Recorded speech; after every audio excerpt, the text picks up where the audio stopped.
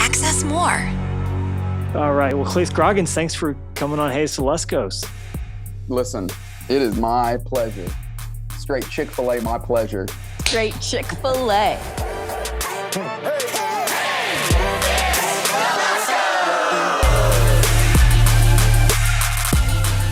Now, you live in Atlanta. You live in the heart of the beast, as it were, the heart of the Chick-fil-A beast. We got our first Chick-fil-A in this side of where we live, Montana. The whole state of Montana, the very first Chick-fil-A is in our city, which is, I think it's because our church is here. And they're like, hey, where's the life happening in Montana? You can't prove that. That's just my thought. They did ask us to come say a prayer over the building and bless it before they started going in the teams. That was nice. That's cool. That sounds so right. Clay, what is There's no favor like the Chick-fil-A favor. Right? It's so true. It's that, what's your go-to sauce at Chick-fil-A? Okay, so I'm a Chick-fil-A sauce would be my favorite, but it's pretty similar to the honey roasted barbecue, and the honey roasted barbecue has quite a bit fewer calories. So I just recently switched over. Do you ever end up at Chick-fil-A with your family, but you're trying to eat healthy? And then you just despise everything because that is not a place to go when you don't eat those regular nuggets. That's just disgusting. Yeah. The grilled nuggets. Slimy. Those grilled nuggets though. No. They're not. Hard pass on the grilled nuggets. I don't want to be in that environment because all I want is to sink my teeth into the Chick-fil-A sandwich, spicy, hello, if I'm there. And if anything else is entering my body, I'm not happy. Yeah, your body rejects it. I just think about what could be. I'm like someone who got an organ transplant with no medicine. It's like, that liver is not mine and it's rejected. Wow. Listen, before we get into whatever it is we're going to get into. No, this is it. This is the serious. This is what we call. We're already in it? This is all we got. It's all of our questions. So. We don't have a lot to play. Levi, so many people, Jenny, I haven't spent as much time with you, so I don't have as many experiences with you. But that's okay. Levi, we sat down together in 2016, maybe, at Ponce City Market in Atlanta, and I asked you advice about writing. And two things you told me to do. Number one, you said, figure out who you're writing to, one person, like a person, and write directly to that person. And then secondly, you said, go read Stephen King on writing. Yeah. And I have done both of those, and I've given that advice to 10 different people because it was the best writing advice anyone ever gave me. And I applied them both, and I don't know how much it helped, but it surely felt like it helped. Well, we will talk a lot about that. I remember that conversation. I remember spending time with you at Ponce Market. I wish Jenny was there, and your Jenny. We both married Jennies. Yay. Let's go. Jennies are the best. Jenny is a friend of ours. Yeah, that's right. That's Jenny right. from the Jenny block. from the block. Still Jenny. She used to have a little, now she's got a lot. That's right. How's Scroggins family? We're doing great. Obviously, depending on where you live, the pandemic of 2020, I guess, unfortunately, it's the pandemic of 2021 as well. And maybe 2022, who knows? Exactly. We heard someone say the other day, he was like a CDC kind of person. I don't know the exact qualifications. He wasn't Fauci. Kind of person. He was like a disease study. He had a CDC vibe. What is that is a definite vibe. Wow. White lab coat, real dark circles under his eyes. That's right. He said, I just want to caution people's expectations now that they're hearing that the vaccine's going up, because this isn't the beginning of the end. This is just the end of the beginning. God. And I told my family that, and Livy goes, I hope that's not true. Oh my goodness. My Jenny's dad is a doctor, and we just found out yesterday that he's getting the vaccine Friday. And our kids, one of the younger kids asked the older kids, said, what does that mean? And they said, it's the cure. And they all got so excited. Oh my God. I almost got emotional, like listening to them get excited about the cure. I was like, oh my goodness. I was like, no, listen, Jesus is the cure. Okay? There you go. Come on. You put those kids in their place right there. That's exactly right. Laid it down right there in the kitchen. Submit child to the Lordship. That's right. But how sweet is that, though? It really That's is. They're like, so pure. Daddy, does that mean we can breathe again? Exactly. Are the playgrounds open? Oh my gosh. Can we go to Disneyland? Wow. All that to say, we're doing great. virtual school. We got 4 kids in virtual school. They've adjusted really well. Our youngest child wreaks havoc. He is harder to take care of than the older ones. Yes. But 3 years old. same with you. Yeah, the 3-year-old. The 3-year-old son. Yeah, someone asked us the other day, is 2 worse than 3? And I was like, I don't know. They're both scary. I'm about to spit up my drink. Yeah, they're just. It's like 3 is, it's 2 with more access to destruction. I don't know. Exactly. And in both of our cases, we should have known. We should have known this was coming. We should have known. Where did the name Wit come from? Is that a family name? No, we just liked it. What about the name Lennox? That is, we did Lennox. We started with initials, and then we knew when we were pregnant with a boy what we wanted his initials to be, L-A-L, to honor his big sister Lenya. And love it. You. And that's my So Levi initials. and Lenya were in the LAL club. Lenya Avery Lesko, Levi Aaron Lesko. So we knew we were going to do LAL. So we were starting hunting we got the Lusko. for L words, and we were very close to Lincoln. But then, honestly, we were in Atlanta. And we were seeing Lennox everywhere, and Lennox is a famous boxer, and so that was kind of what we ended up with. Love it. And it's cool too because Lenya. It's kind of a little nod to Lenya. Yeah. Lennox. Yes. What were we saying? I'm about a half a mile from Lenox Mall, where I'm sitting as of now, in honor of your son. So, are you in Buckhead? Yeah. So I am in Buckhead, sitting in Buckhead Church. My job changed about a year ago. I was the campus pastor. I've been a campus pastor in our organization now for about 10 years. Wow. Our northmost campus, just on the outskirts of Montana, Alpharetta, North Point, and then I moved to Buckhead about a year ago. And our family moved as well. So we have a City of Atlanta address. We live about a mile from Lenox Mall. Wow. Big move. Yeah, big move. That is a big move. Atlanta is an amazing city. Congratulations on that new role. And these days, we all get to lead a YouTube channel. That's really... It doesn't really matter where you live. Yeah. It's in my living room. I'm not worried. That's right. Man. Okay, so when I saw Wit, where my mind went, of course, to Walt, the poet. And then I thought about Adventures in Odyssey, focused in the family, Wit's End. So I grew up in the church, but I didn't do Adventures in Odyssey. But my wife, I about called her my sister because I was thinking of her and her siblings. But my wife, Your her sister family, in Christ wife. My sister in Christ. That's what I call her. Hello, sister in Christ wife. Oh my God. Do you have a sister? I have 2. Yeah. Okay. Whenever I'm around my sisters now, I slip and call them Jenny. Or babe. So I don't know if there is like a weird sister wife he'll connection. call me Becca or Heidi. Becca. When the worlds collide, it is weird like that. Jenny, I don't know much of your story. Where did you grow up? We'll do this interview here. I'm just how to lead when how to take this podcast when you're not in charge. I'll ask the questions. No, that's fine. I grew up. I will allow. I grew up in California, Monterey, like central-ish California, and I'm the oldest. Of 8. I'm the oldest of 8 children. Big family. Dope. Big psychology, Bill. Yeah. Big. Whoa. How many? You're the oldest of 8. You have 2.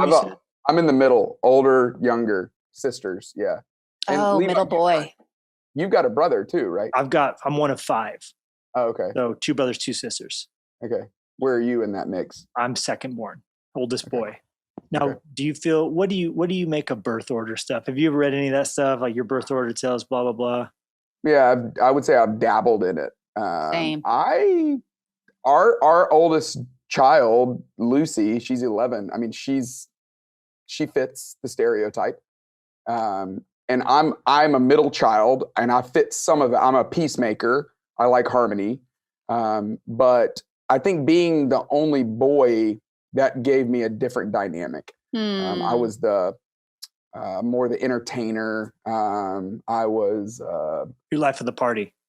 Yeah, that's my perception. Being around you, you have a kinetic energy, joy. People love being around you. Where are you on the Enneagram? A hard 7. Hard 7. Yeah, a lot of enthusiasm. A lot of I had somebody in our church send in like one of those contact us forms, and they were like, hey, do you realize every time you talk about something, it's awesome? That was all they said. And I was like, great feedback. Thank you. Yeah, exactly. Well, maybe because it is, curmudgeon. Come on. That's hilarious. Maybe life is pretty good. Clay, what about your like story? Did you grow up in the South? I don't know too much about. Yeah. I was born in Florida, Jacksonville, Duval County. Moved to Tuscaloosa, Alabama when I was 7. They play a lot of football there. They really enjoy their football. It's like football, and then slightly below that is God. Wow. And that's for real. And then I moved to Atlanta to go to college. Went to Georgia Tech. That's how I got to Atlanta. I studied engineering and quickly realized I did not need to be doing that.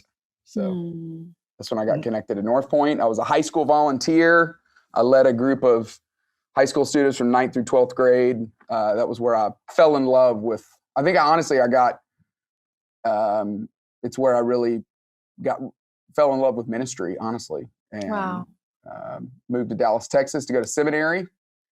Saw this girl walking across campus. I was like, oh, hey, shouty. You want to study the Bible together? Yeah. And we fell in love. And that's how my wife and I met. So you went to DTS? DTS. And that's where you met Jenny. That's right. So engineering, what drew you to engineering in the first place? Was it just I need to have a major? The power of other people's words in your life is so real. And my parents always told me that I was good at science and math. And now looking back, I don't think I was really that good at science and math. I think I just believed it because they told me that I was good at science and math. Wow. So when I was trying to figure out college, I just thought, well, I'm good at math and science. I should do engineering.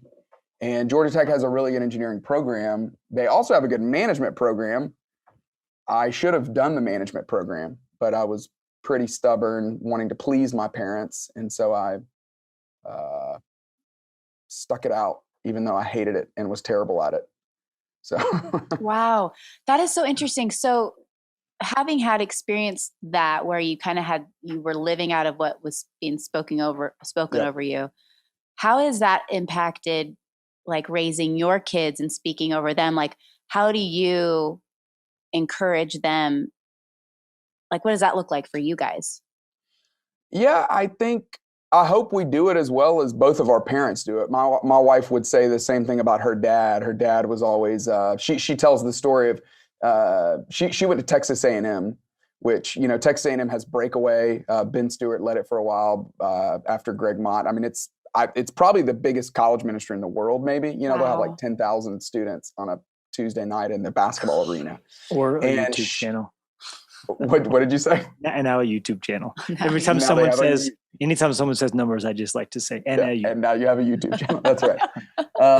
And she says she graduates from there and she's leaving school. The last time she'll leave there, driving back to Tyler, Texas, like 3.5 hour drive. And she's just sobbing on the phone with her dad because she just thought, oh, I'm going to go to college and I'm going to get married and I'm trying to follow Jesus. And how could I go to Texas A&M University and not meet a Christian guy? Because there are thousands and thousands of them there.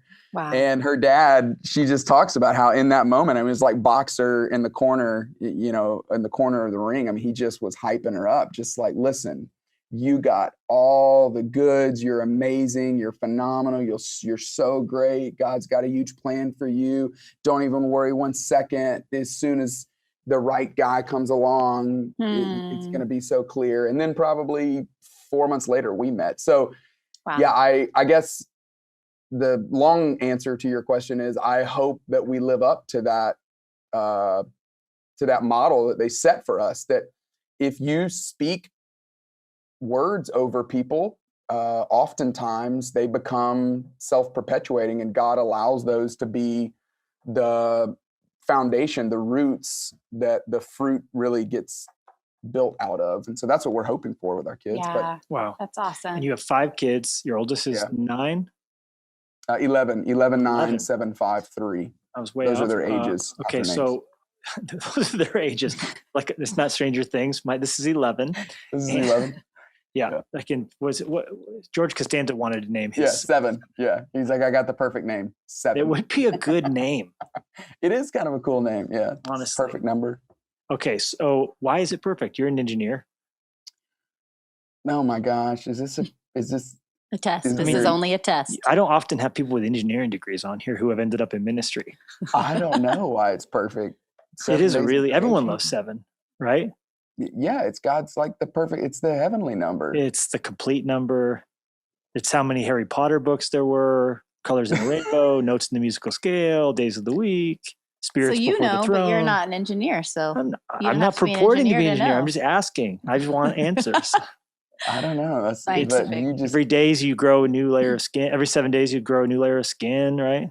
every 7 years your friends roll over. I've heard. You itch every 7 years. Friends roll Itchy. over. No, No, I've heard you turn your friends over every 7 years. Yeah. Like, or you turn if your you have- relationships over. If you have friends longer than 7 years, that's like a rare. That's something. Yeah. Wow. Now, what? How are you with friendship? Do you feel like that's true for you as you look back at your life? 7 years, you feel like that's My life has worked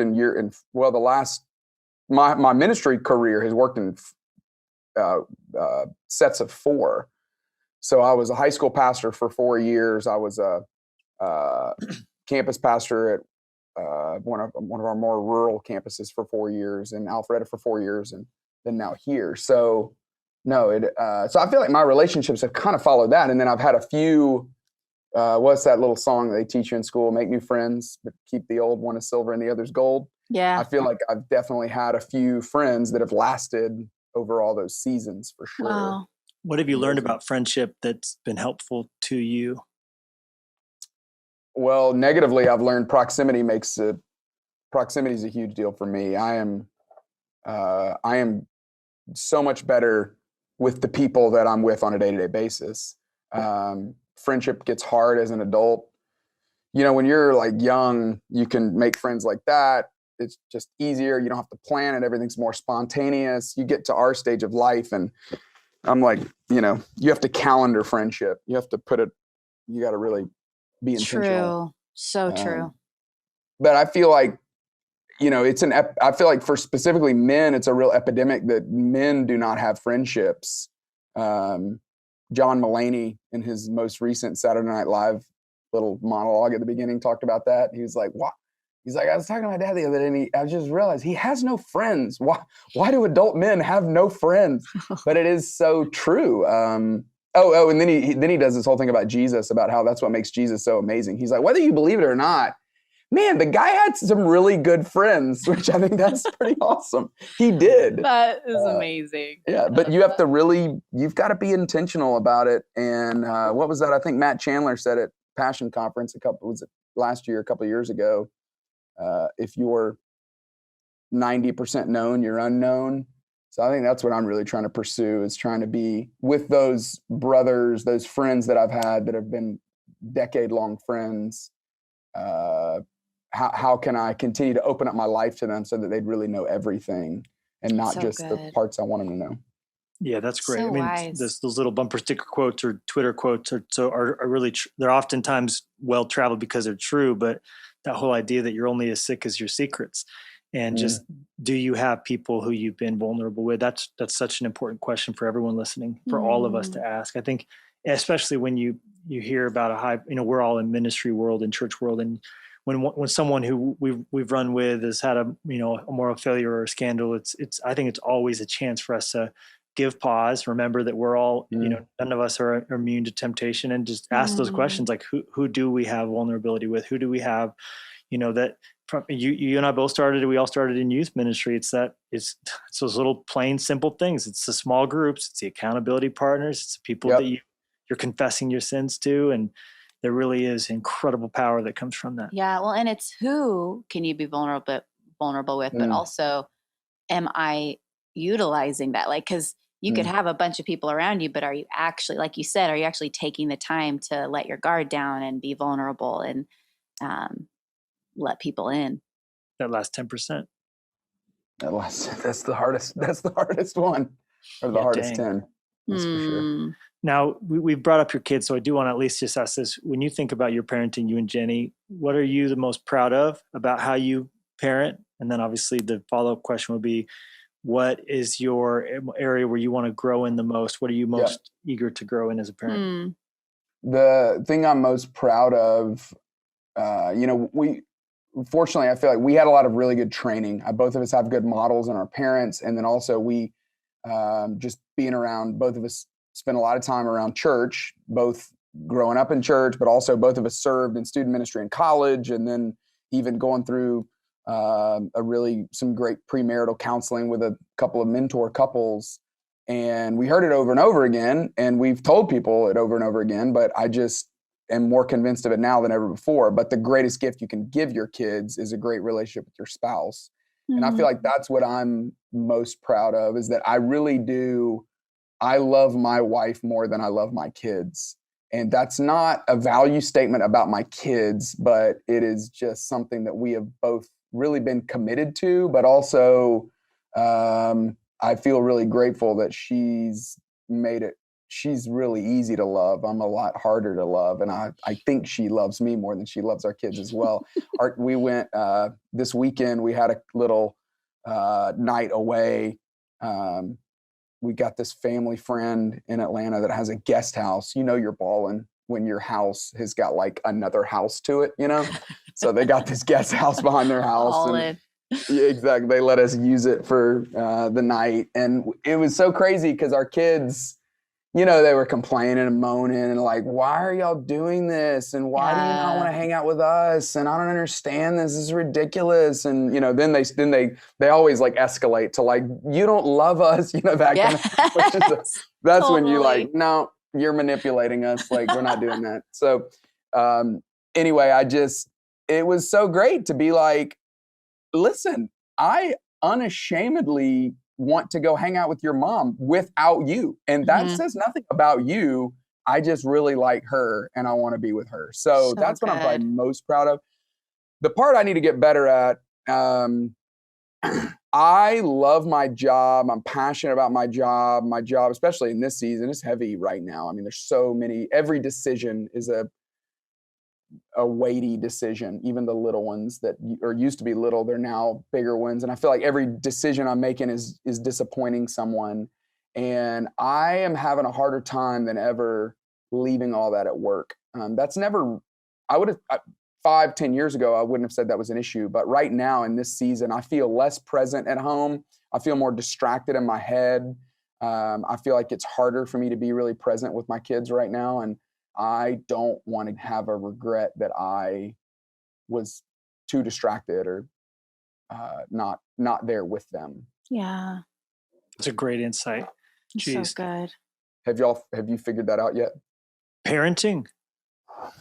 Distraction. Gosh. Being present. But I wonder how many people listening to this, Clay, right now are going, oh my God, like they're slamming their steering wheel because it's like they feel like I am at work at home. And how many people are working from home? Totally. That's right. How do you not separate? have blurred lines, like Robin Thicke said, when literally your office is, the den and just that mentality of like, I don't get to leave at work at home. I don't get to leave work and go home. I'm, so who have you heard that kind of gives ideas? What would you say to someone who's saying like, I can't not be at work at home? That is home.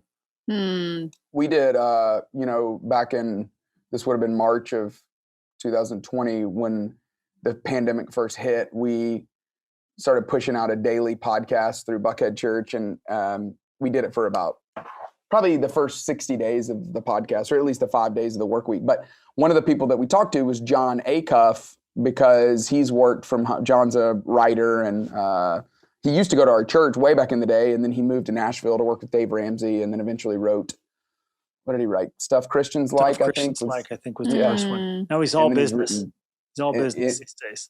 That's right. He is all business these days. And all Santa Claus in his front lawn from Instagram. That's from a distance. Oh, is that right? But he puts these big blow up, like 100-foot tall Santa in his front yard. Wow. Love that. Love that, you said. Nothing says I don't care what other people think as inflatable Christmas ornaments. That's funny. That's funny. When do your ornaments come down, Clay? When do they come down? Yeah, we're probably right around the new year. Okay. Are y'all quicker than that, or do you take longer? It depends. It's been different. There's been years where I didn't get the lights off the house till like March, man. You know, it's Have you ever just left them up year round? Summoning? No, that's called Done giving that. up. That's called giving up. Right. But getting the ladder out when there's drifts of snow and it's so cold, you're like, I'm risking my life here. This is a problem.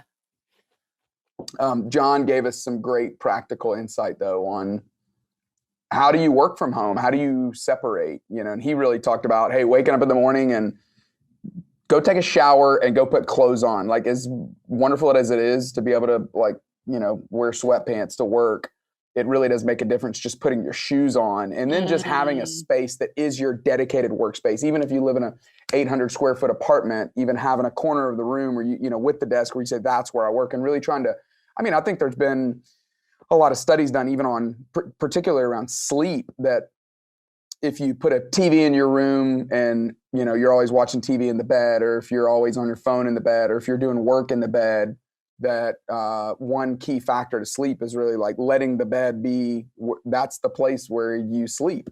And even applying those same principles to work, of saying, hey, I'm going to go over there to work, and then I'm going to do my work there, and I'm going to even leave it there. So I think doing some things like that, where you're intentionally drawing some lines between work and home, that was helpful for me in the pandemic season. I eventually had to just go to work though. So it does help. It seems like when you shut devices off, like I think Cal Newport calls it a digital sunset, where it's like 5 p.m. or whatever time you shut your laptop down, shut your phone down. That does seem to create a little bit of help too. Yeah. I heard a stat, it was probably 2 years ago, that 50% of people with a smartphone will check their phone in the middle of the night. And what messed me up was I had never done it before. And after I read the stat, I started checking my phone in the middle of the night. Yeah. I was like, oh my gosh, I never thought of that. Check your phone. It really helps to charge your phone. I charge it in the kitchen or in the guest room, because it's like, just can't have it in the room. You're going to wake up in the morning. If it's not there, you're not going to touch it. And then you get like actual alarm clock. Because some people are like, how am I going to wake up in the morning? I'm all down on this new Philips. So I have this light bulb that creates a sunrise. Because in Montana right now, it's, you know. Yeah, what are the hours of the sun right now? Oh, geez. Like, so it comes up at 10 and goes down at 2 pretty much. I'm exaggerating. Feels like it, but I think 4:30 or 5 is like sunset. PM. And then it's a very short day right now. So I got this the alarm clock that puts a light on, and over 30 minutes, it gradually brightens, and so you get woken up by light, and then at the time that you want to wake up, there's a noise too, so if you miss it. But it really has helped me be less groggy, waking up out of a dead sleep at 5:30 a.m. to dark room, you know. Have either of you experienced the it's crazy when you start getting older and sleeping becomes a problem and you're like, what is happening to me? Is that happening to you? Yes. Like insomnia, falling asleep, or staying asleep? No, I fall asleep. I can go to bed at like, it's crazy now because now that our kids are getting older, obviously they're staying up later. And now I'm like, y'all gotta go to bed because I gotta go to bed. So it's like 9 o'clock, they're going to bed and I'm going to bed. Yeah. My wife stays up a little bit later, but I'm up pretty early. But I mean, yeah, some nights, you know, I'm going to bed at 10 o'clock and waking up at 3 or 4, just like, all right, wow, let's go. You know, that's what I do. You get up or do you fight it and go back to sleep? Most of the time I just get up, because after so long of just fighting it. And I've tried, I had a mentor that told me for a while, hey, maybe a good thing to ask is to say, hey, Heavenly Father, why am I up? Yeah. Like, what's up? Do you have something for me? Yeah. So, I mean, I do feel like some of my most passionate and boldest prayers are in the middle of the night. Yeah. But a lot of times I just get up and try to get it going. Totally. There's something to that for sure. That kind of 4 a.m. wake up call from God. But we were just listening to a podcast about sleep that really changed my perspective about sleep, because in my mind, it's like, I'm supposed to get 8 hours of sleep a night. And I'm supposed to, like, I think that's just been ingrained in me. We have a rigid mentality of sleep. And what that even looks like. And for some of us, what we actually require is different, or even what it looks like to lie down and rest and going into sleep. And like, it was, I don't remember what it was you do, but it was an really episode interesting. of the Art of Manliness podcast all about sleep. And they had this sleep doctor on, and he was basically saying, we've been kind of culturally conditioned to this idea that none of us get enough sleep and we don't sleep. And if you don't get 8 hours, you're not prioritizing your life. And there's obviously some truth to how important sleep habits are, and sleep hygiene and etiquette, and not having a TV in your phone are obviously good ideas and all that. But he was basically saying, like, just take some of the pressure off. Your body knows how much it needs. If you're not tired, just try and stay awake for a week. Your body will let you know when it's time to go down. Go to sleep. And so he was just saying, like, if you lie down and you can't go to sleep for a while, then don't have this big sense of dread. Get up and do something. And when your body's tired, go to sleep, And I think when you have a little bit more of that liberty mentality and that sort of idea, it really does sort of release you. Because there's not just that my body can't sleep. There's the I'm beat up about it because I feel like I'm doing something really awful by not being able to fall asleep. And that's where real insomnia comes in. It's not just not sleeping. It's feeling bad about it. And there's nothing worse than just laying there being like, go to sleep, go to sleep, go to sleep. Totally. Oh my God. Exactly. I know. Well, one of the reasons we wanted to have you on is we're kind of in this 2021, as we get off to a new year, talking about everyone's thinking about growth and improvement. And one of the areas we wanted to offer value to people is in the area of leadership. And we love the book that you wrote. You referenced it earlier, with a little bit of help from Stephen King and whoever that one person was that you envisioned in your mind. Those who are watching can see I'm holding up this beautiful, bright yellow book, How to Lead When You're Not in Charge. Black and yellow. Black and yellow. Thank you. The cover is predominantly yellow, I would say. Yeah. And but it does have black font. It's beautiful. How to Lead When You're Not in Charge, Leveraging Influence When You Lack Authority. Clay, this is a great book. Yeah. And it's life-changing. It's life-changing for someone who is in leadership, but who has leadership over them, and who it's so good. This is a great book. And I want you to tell us a little bit about, obviously, the message. I don't want you to feel pressure to get it all out there. It's a 200 and some page book. Ooh, with questions at the back. I didn't notice that. Look at you. Look at you. With this whole process, how did this, I know it's become a life message for you. Tell about the genesis of that and just how it evolved. Yeah, my career looks probably real similar to the way a lot of people's career looks. You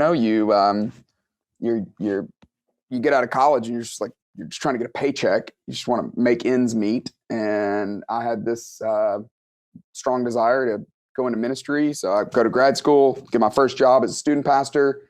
And I just remember looking back. I couldn't have identified it in the moment, but I remember looking back just going, there's all these things I want to do. There's ideas I have, there's projects I have, there's dreams I have, but I can't.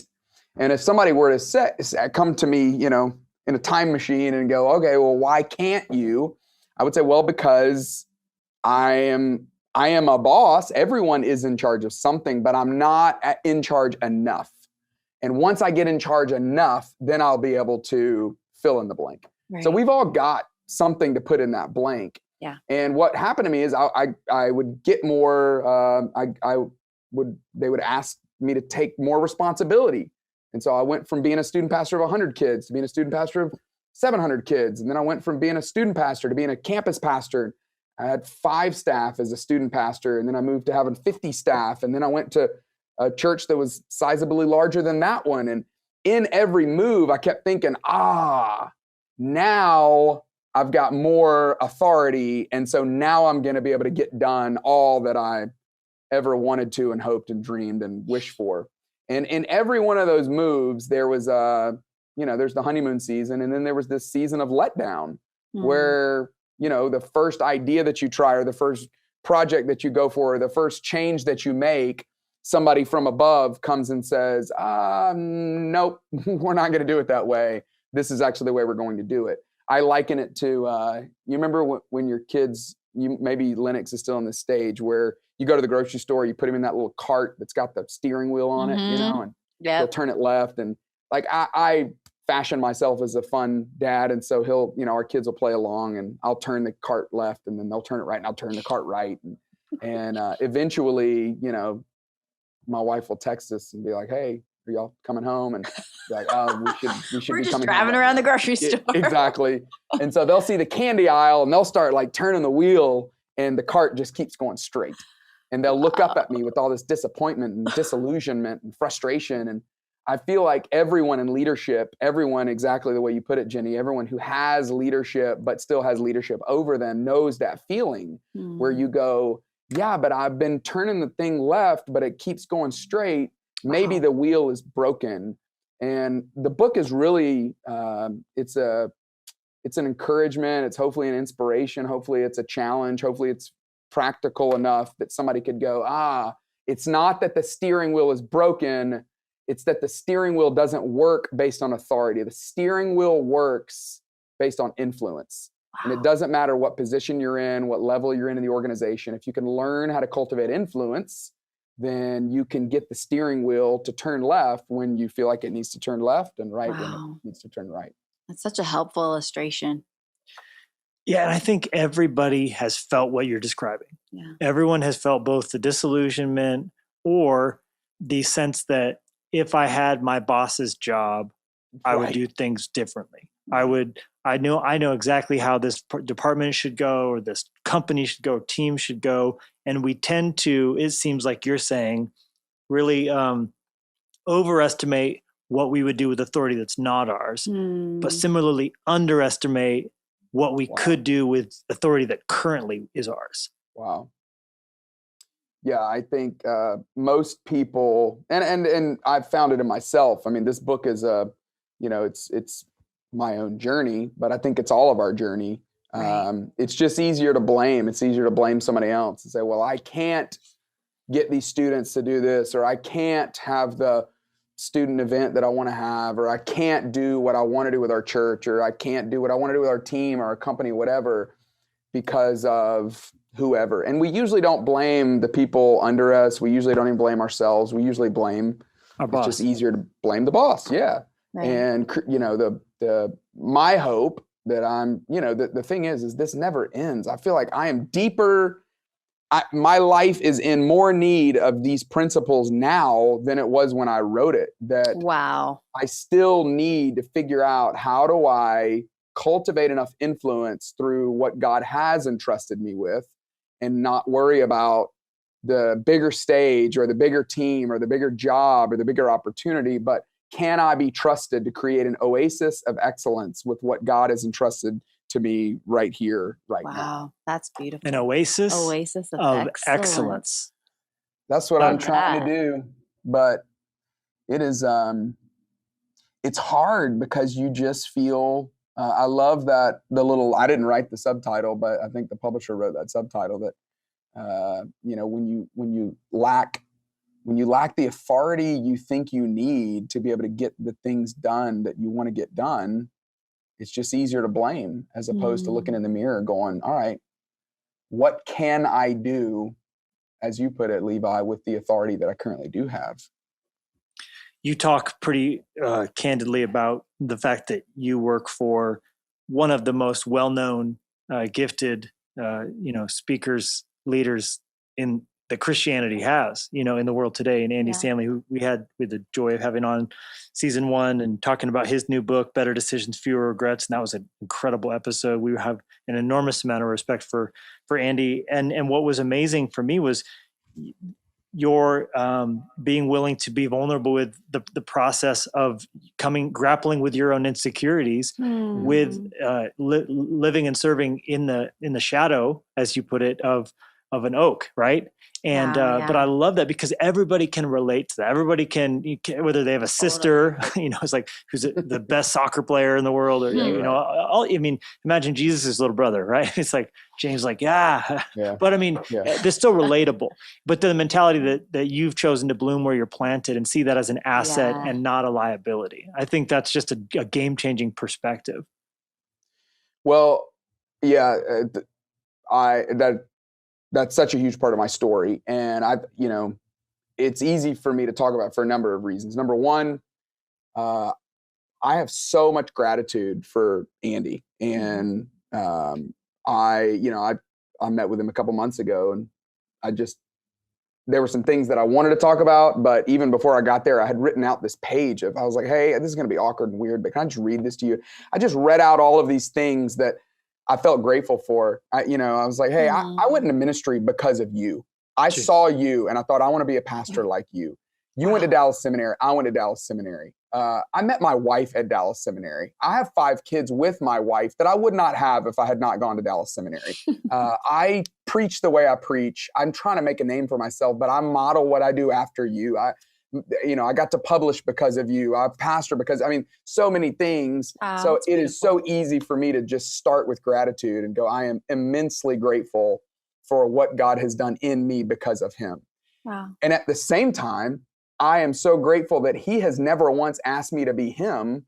And in fact, he gets frustrated anytime he feels like I'm trying to do something because it's what he would do. He has really been a great cheerleader in me trying to be the best me. And that's, for every single person listening, I know for the two of you, you've experienced this in your own life, but the greatest gift you can bring to the world is you being fully you. That's when God uses us most. I believe that's when God strips us of our insecurities and allows people to experience us in the truest sense of who we are and our flaws and our faults and our warts and our problems, but also in the superpowers and the gifts and the skills and the talents that God has uniquely given us. And so I do feel like it has been a more difficult journey to try to find me, because everywhere I go, I feel like people, at least in our world, and at least around Atlanta, people pat me on the head, and they're like, man, you are really getting better. We love Andy, and we don't hate listening to you near as much as we once did. That's like the most common comment I get. And I asked him about it. I asked him about it one day, and he was like, yeah, I know exactly what you're talking about, because people have done that to me my entire life. Well, he's Charles Stanley's son, so he knows exactly what you're feeling. And I was like, oh, yeah, you probably know exactly what that's like. Dang it. Which is one of the reasons probably he's been such a life-giving leader and has wanted to open doors and is so free with empowerment and authority. And honestly, Clay, you are a masterful communicator, and listening to you and watching you from across the country, the way you lead. And it's really, you hear it on Shark Tank. It's like when they talk about giving a deal, taking the VC money, it's like, would you want 100% of a grape or 10% of a watermelon, which is more, or whatever, 90% of a watermelon? It's like, you've told me very frankly, it's like, I could take a job as a senior pastor tomorrow and take a church or whatever. It's like, but what you're stewarding, being under authority, what you're doing, leading, not in charge, theoretically, with a boss over you, even though there's a big aha to the message.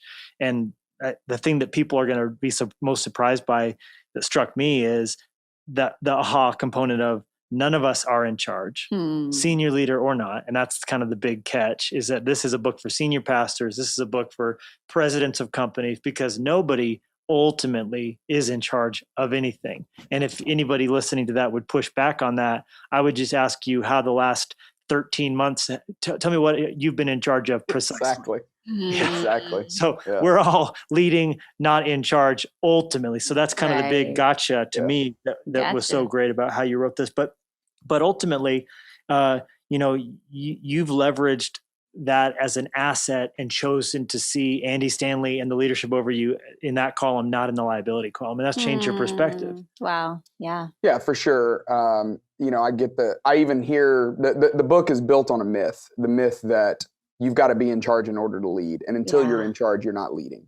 So that's just a lie. Yeah. And as soon as you can identify it and go, oh my goodness, I've been believing that lie, the quicker you can start rooting it out and leading from the seat that you're in wherever you are. So I have caught myself believing it. And then I hear it even when other people ask me the most common question I get, which is, hey, so when are you going to go lead your own church?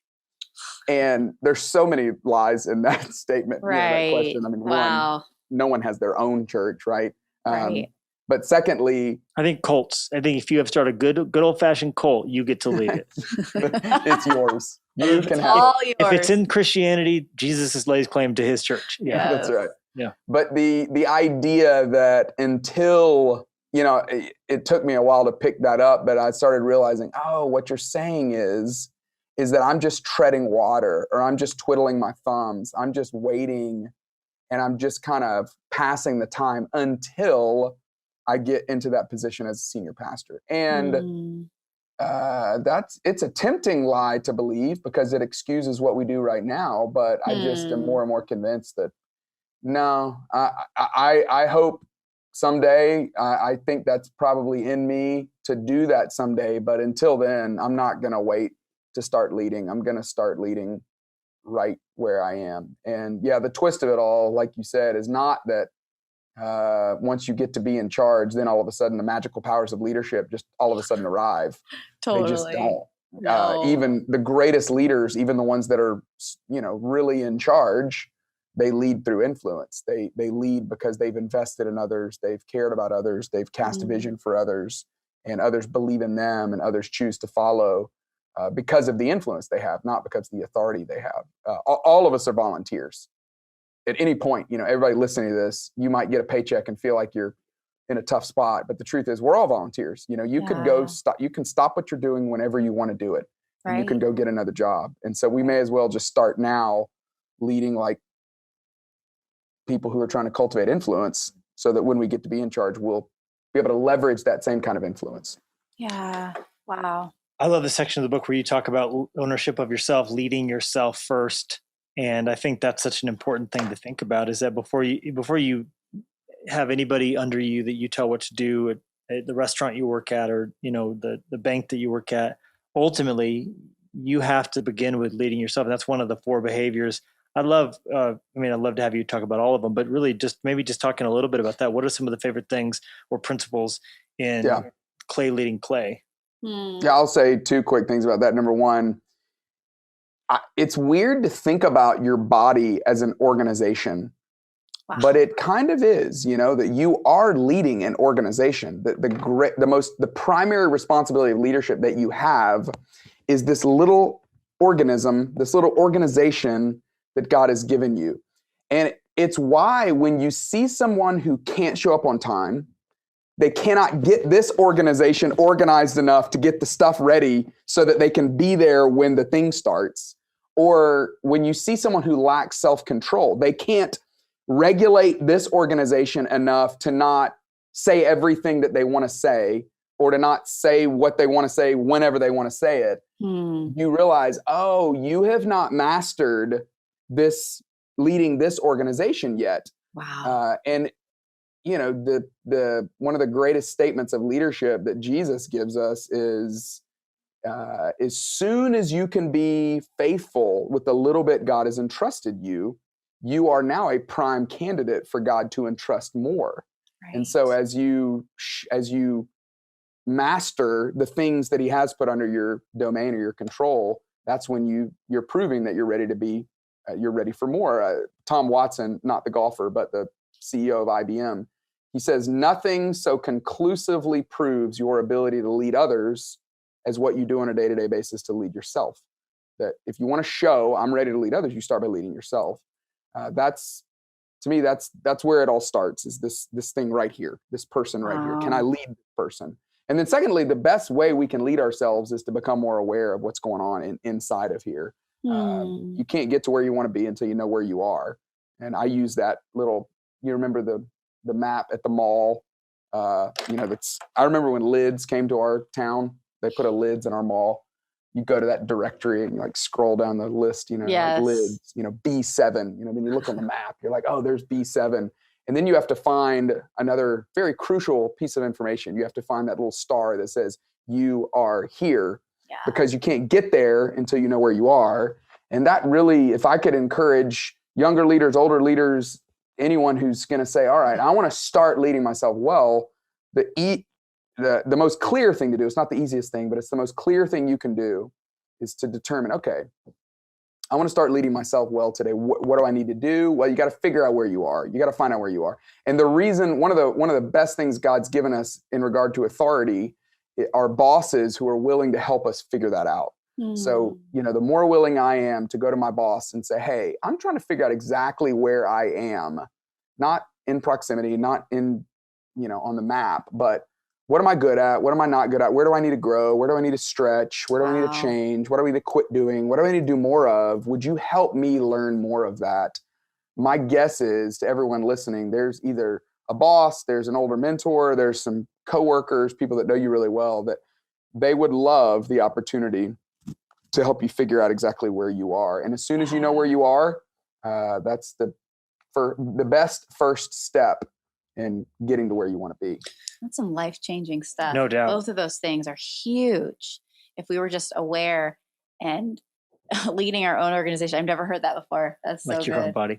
Now, Clay, a lot of this presupposes what we've been approaching is that the person who is letting themselves off too easily because of the seat that they're in the car. That's true. That's valid, and they need to engage better. But there are some people listening who genuinely have bad bosses. There are bad bosses. I've been a bad boss. I've been a non-life-giving leader. I've been mercurial. I've been like Yoda, wanting everyone to come to me, whatever.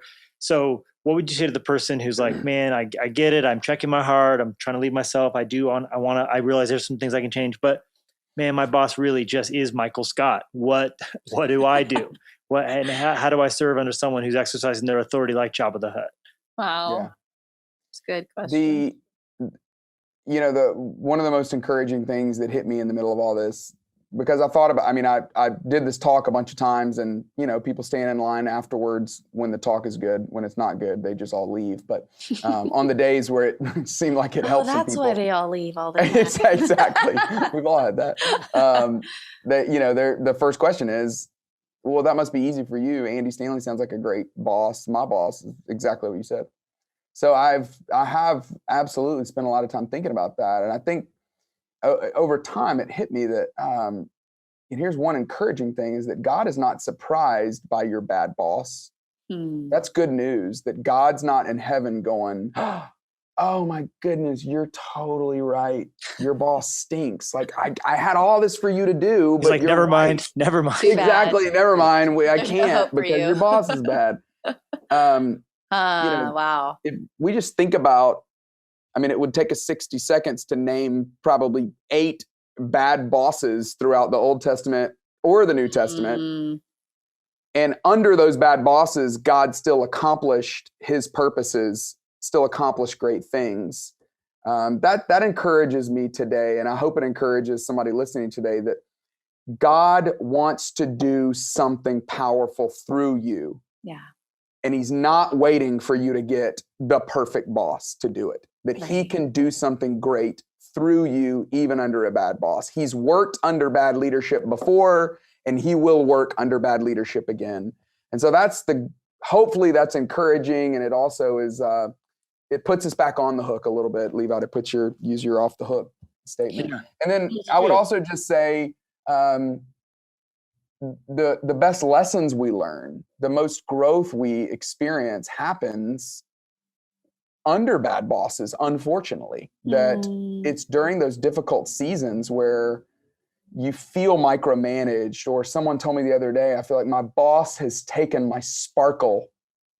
I thought, oh my gosh, that is serious. Wow. Or maybe you feel like your boss is too distant. Your boss doesn't know your name. Your boss doesn't even know what you do. Your boss doesn't even know that you're on the planet. Your boss doesn't believe in you. It's in those seasons of resistance where we feel like we're hitting a lid, or we're not getting poured into or invested into, that God often does his greatest work, because it's that resistance of a bad boss that oftentimes God uses to build strength in us. That's how the gym works, right? The weights are heavy, because the heavy weights, when we actually lift them, it produces strength in us. And so I would just say, don't leave until you've learned everything you can learn. Wow. And you might need to leave. I'm not saying don't leave. And you talk about that pretty openly in the book. Like, obviously, if someone's there's abuse or it's unethical, clearly, that's cut and dry. Or if, there are times too where you've learned everything you can learn and you feel like you've been labeled, or you made a mistake and you're never going to be able to get over it, or your boss has written you off, or your boss has labeled you. If that's the case and you feel like, what, I have done everything I can do and I've learned everything I can learn, leave. I mean, everyone, the job you're in now is not the last job you'll ever have. And so it might be time, but don't leave until you've learned everything you can learn. Don't leave until you have prayed that scary prayer of, God, would you teach me what you want to teach me before you change my circumstance? Would you grow in me what you want to grow before you move me on to the next assignment? And I think when you can pray that in honesty and in sincerity, I think God usually answers that prayer. At least he certainly has in my life. Yeah. Were there times, Clay, for you as you look back, from student ministry to now, times where you thought you might have been at a point where you're like, I've gone as far as I can here, and we're tempted or flirting with, or, everything short of getting on monster.com. But as you look back on, you're like, man, I'm so glad I didn't walk away here. Yeah. My I guess it was one of my first bosses at North Point. He was kind of over all the student ministry, and I was the student pastor at one of our locations. And I just had such a hard time with him because he was so different than me. He was not a stage person. And so I wanted somebody who could help me learn how to preach better. He was more of an administrator. And I remember, praying. I probably didn't pray that prayer word for word, but I remember a season of my life where I really prayed, God, I don't understand why you've got me here working for this person. And, I think in that prayer, God really shifted my perspective to try to really find how I could serve this person. God, maybe you brought me here to help this person with something. And would you also show me what you want me to learn from this person? And so I remember, having some real clarity about, I think I know what I can help with. I think I can help with some of the content that we're teaching students. I feel like that's a place where I can really, if I can be faithful in a little, I think God will grow that in me. And then he was a master at recruiting talent. And so I was in a conversation today with somebody where I was recounting something that I learned from him about recruiting talent. And I look back on that season and realize, I think there are things that I could do to help serve him. And then I certainly think I finally, after I was able to table my own pride and ego, I think I was able to see the things that, see the areas where I feel like he could teach me and he could help grow me. Wow, that is really good. So helpful. Now, landing the plane a little bit, kind of where we took off from, you mentioned early on that you had your parents encourage you in math and science, and that led you to, discover the power of the weight of words. So we kind of do somewhat inadvertently even end up, for good or for ill, walking in the footsteps of our parents. Do you think then it's possible for some listening who feel like I have a boss that's not developing me, they don't see the potential in me, they don't give me more opportunities? Do you think that it's also possible that that's happening downstream too? That from you then are mimicking those territorial, stealing credit for ideas, and how do you think that shapes us, the boss that we're under and the boss that we become? And how can we kind of have a stage of revolution there? Yeah, Levi, that's profound, because that simple little thing that you just did where you just, it was your Adele moment to turn the tables, I am trying to do that in every area of my life, to go, you know what, instead of being frustrated at what my boss is not doing, am I willing to look in the mirror and go, well, how am I handling that? How am I, my boss sent me a text. So I have my boss works for Andy Stanley, who my boss leads all the campus pastors in our organization. And yesterday he sent me a text about something that he was frustrated about that had happened at our campus. And I'm in a meeting with him today. And as I'm saying, what would be nice every once in a while is an encouraging text, which is such an arrogant, insecure, it's assertive communication, but it's not really the most helpful. I feel like that immediately happened to me to go, hey, how many people are working for me that are wondering, hey, could you call out something in me that you appreciate as opposed to something that's bothering you?